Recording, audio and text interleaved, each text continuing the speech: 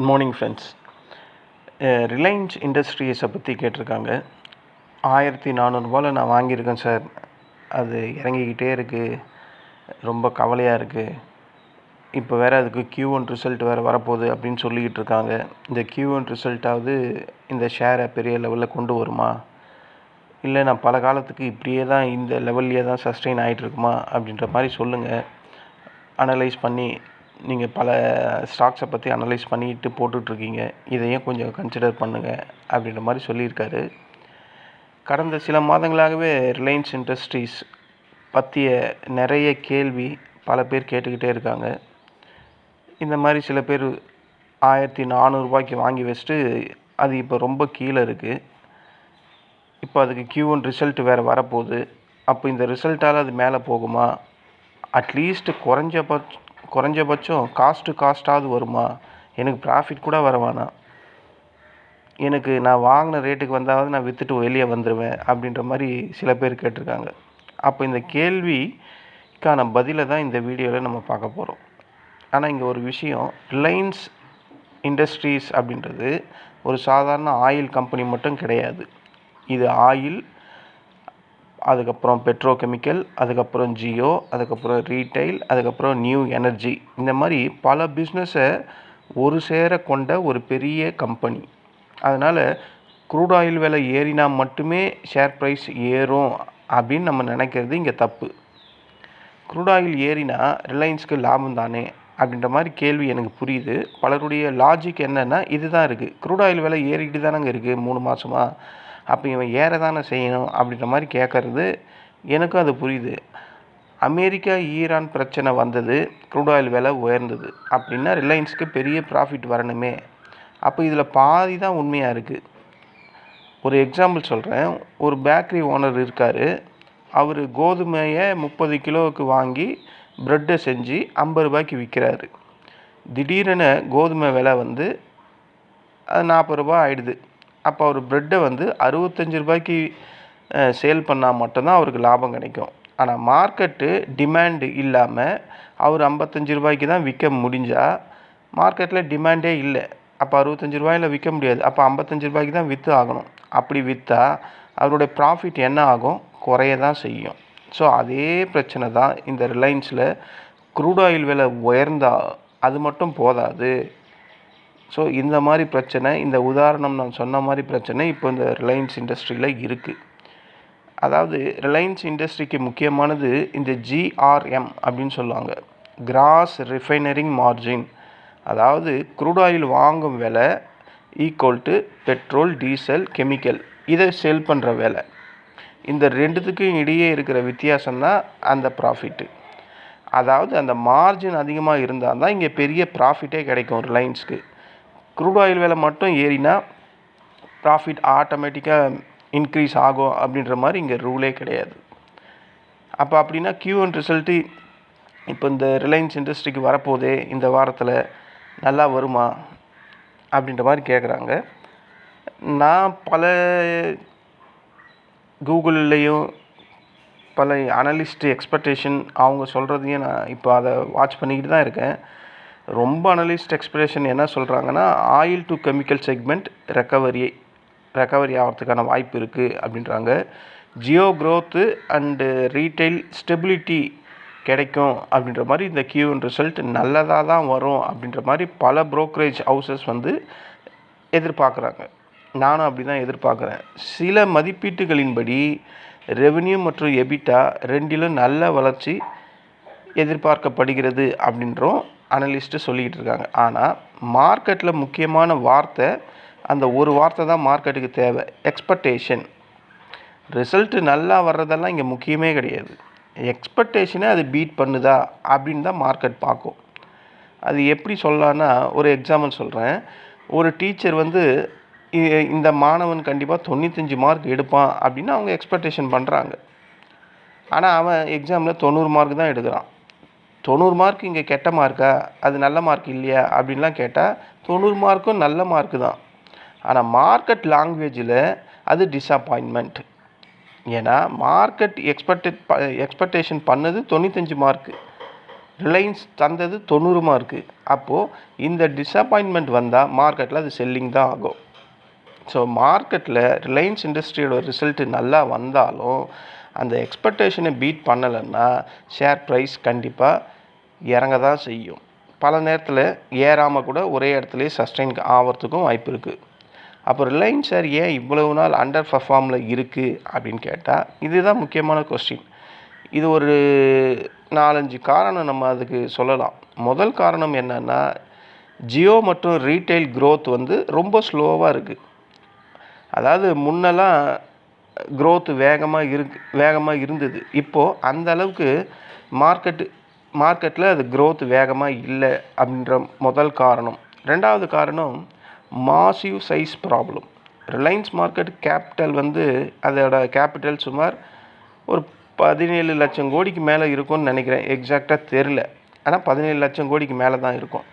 ஒரு small company 1000 கோடி ப்ராஃபிட்டில் இருந்து 2000 கோடி ப்ராஃபிட் அது ஈஸியாக பண்ண முடியும்.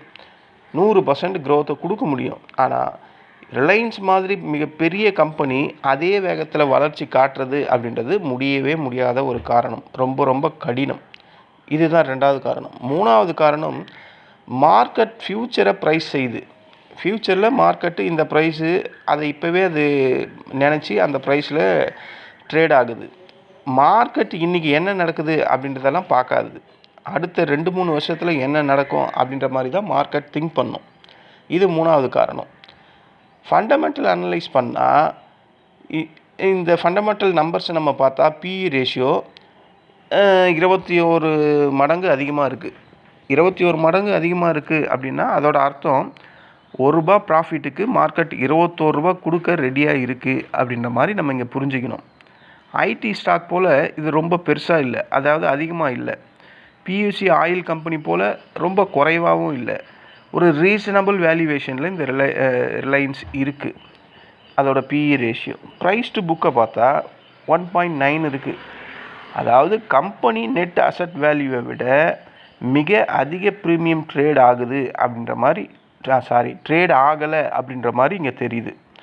ஆர்ஓஇ வந்து சுமார் 11% கிட்ட இருக்குது. ஆர்ஓசியும் 12% இருக்குது. இந்த ரேஷியோவெல்லாம் நம்ம பார்த்தா இந்த ரிலையன்ஸ் இண்டஸ்ட்ரி எக்ஸ்ட்ரானரி ஸ்டாக்ஸு அப்படின்ற மாதிரிலாம் இங்கே தெரியல. ஆனால் ஸ்டேபிளாக லார்ஜ் கேப் கம்பெனிக்கு என்ன அமைப்புகள் இருக்கணுமோ, என்ன நம்பர்ஸ் இருக்கணுமோ அது இங்கே இருக்குது. ஸோ இது அக்செப்டபிள் தான். இவங்களுக்கு கடன் பார்த்தா டெப்ட் டு ஈக்விட்டி பார்த்தா 0.4%, அதாவது அவங்களோட கட்டுப்பாட்டுக்குள்ளே இருக்கிற மாதிரி தான் இங்கே டெபிட் காட்டுறாங்க. டிவிடெண்ட் ஈல்டு வந்து ரொம்ப ரொம்ப கம்மி, 0.5% மட்டுமே. அதனால் இது டிவிடெண்ட் ஸ்டாக்கா அப்படின்னு நினச்சி யாராவது நீங்கள் வாங்கினீங்கன்னா இது டோட்டலாக டிவிடெண்ட் ஸ்டாக்ஸ் கிடையாது. அதனால் இதை டிவிடெண்டுக்காக வாங்கணும்னு நினைக்கிறவங்க ஒரு பையர்ஸ் கூட இதை வாங்க மாட்டாங்க.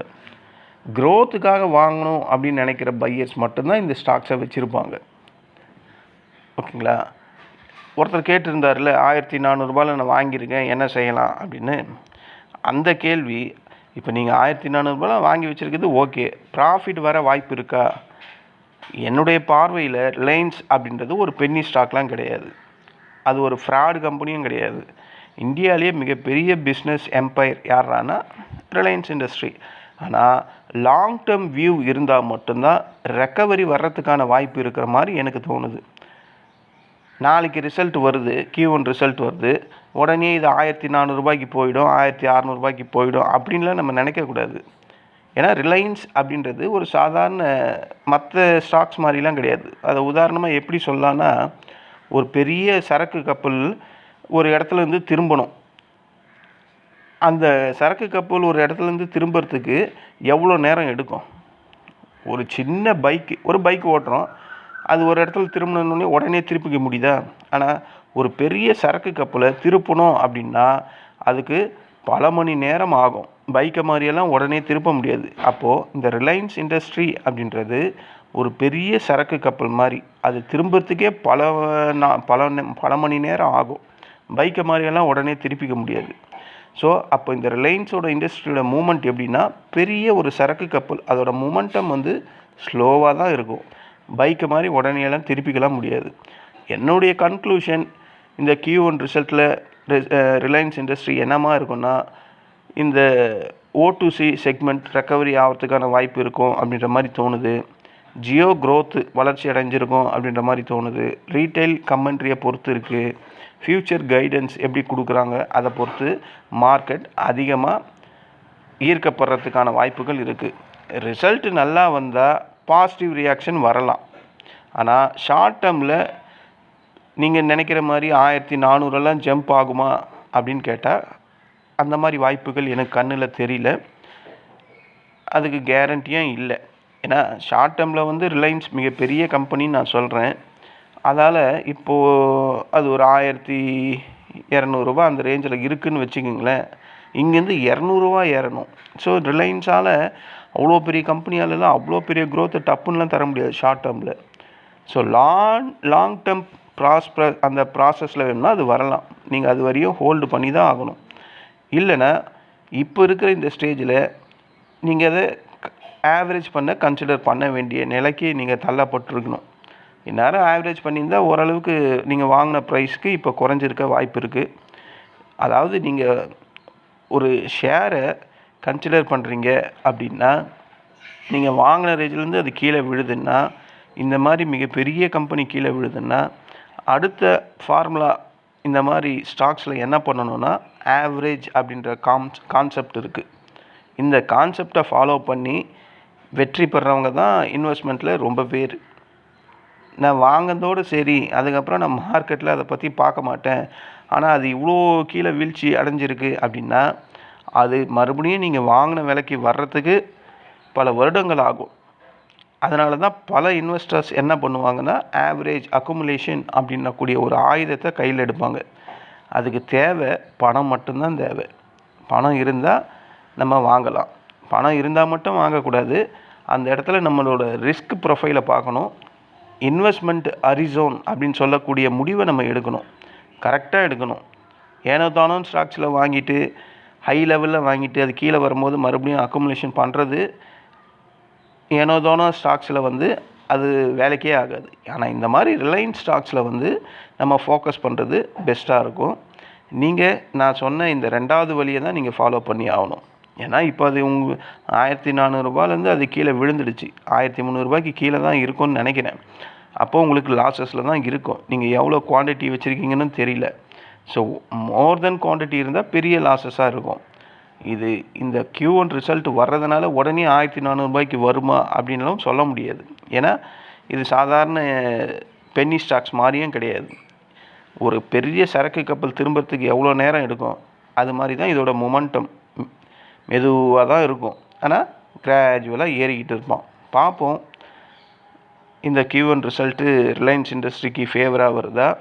ஃபேவராக வரதெல்லாம் இல்லை, மார்க்கெட் எக்ஸ்பெக்டேஷனை பீட் பண்ணுதா? அதுதான் அங்கே முக்கியம். அந்த மாணவன் மார்க் சொன்ன மாதிரி தான், அது மார்க்கெட்டோட எக்ஸ்பெக்டேஷனை பீட் பண்ணலைன்னா கண்டிப்பாக அடிக்க தான் செய்வாங்க, கீழே தான் இறங்கும்.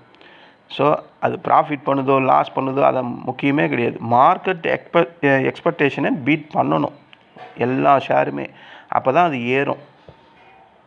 ஓகேங்களா? இதுதான் ஃப்ரெண்ட்ஸ், இந்த ரிலையன்ஸ் இண்டஸ்ட்ரியில் அவர் வாங்கின அந்த நண்பர் 1400 மாட்டிக்கிட்டு இப்போ லாஸ்ட்டில் இருக்கார். அதுக்கான பதிலும் Q1 ரிசல்ட் எப்படி வரும் அப்படின்ற என்னுடைய கணிப்பும் ரெண்டுத்தையும் சேர்த்து இந்த ஆடியோவில் சொல்லியிருக்கேன். இது டோட்டலாக ஒரு ஸ்டாக்ஸை வாங்கி விற்கவோ இல்லை வாங்கவோ இல்லை செல் பண்ணவோ நான் இந்த இடத்துல எங்கேயுமே பரிந்துரைக்கவே இல்லை. இந்த ஆடியோ டோட்டலாக ஒரு கல்வி நோக்கத்திற்காக மட்டுமே தான். இதில் பை அண்ட் செல் ரெக்கமெண்டேஷன் எதுவுமே கிடையாது. ஓகேங்களா? நீங்களாக அனலைஸ் பண்ணி ரிசர்ச் பண்ணி என்ன பண்ணணுமோ, ஆவரேஜ் பண்ணணுமா இல்லை புதுசாக கன்சிடர் பண்ண போகிறீங்களா அப்படின்றத நீங்கள் தான் முடிவு எடுக்கணும். ஆனால் இது ஒரு மிகப்பெரிய கம்பெனி. நீங்கள் நினைக்கிற மாதிரி Q1 ரிசல்ட் வந்தால் பெரிய லெவலில் ப்ராஃபிட் ஜம்ப் ஆகும். நம்பர்ஸ் இப்போ 1300 இருக்குன்னா 1400 ஜம்ப் ஆகும் அப்படின்ற மாதிரி நினைக்கிறது நடக்காது. மெதுவாக தான் இருக்கும். இந்த ஆடியோ உங்களுக்கு பிடிச்சிருந்தா என்னுடைய சேனலை சப்ஸ்கிரைப் பண்ணுங்கள். நம்ம வேறு ஒரு ஷேரில் மீண்டும் சந்திக்கலாம். நன்றி, வணக்கம்.